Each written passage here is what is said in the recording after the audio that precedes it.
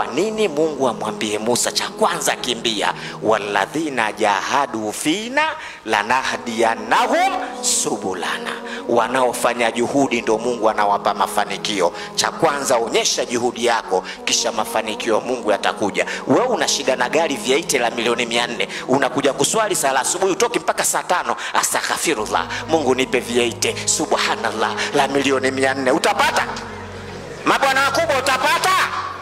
Hujaoa unasimama usiku qiyamul layl, Mungu nijalie mtoto wa kiume, utapata? Na kama una mke hujaoa unaomba dua mtoto wa kiume, unamka asubuhi unasikia ufungoni ng'aa, utamchukua? Uza karanga, uza mayai, mwambie Mungu biashara ya mayai nijalie V8 la milioni 400. Leo utaanza tray moja, kesho mawili, baada mwezi umefungua muuza mayai maarufu Mwanza. Mungu anakupa gari kupitia biashara yako ya mayai. Imani ya kuuza mayai kununua gari unayo?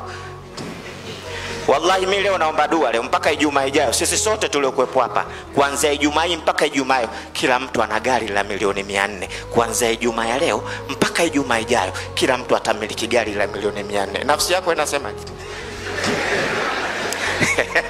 wewe mwenyewe unacheka kwanza, hizo kamba hizo. Yeye nafsi yako ikubali hapo ulipo hapo. Milioni 400 kwa biashara gani? Bora angekuwa Balesa Mungu.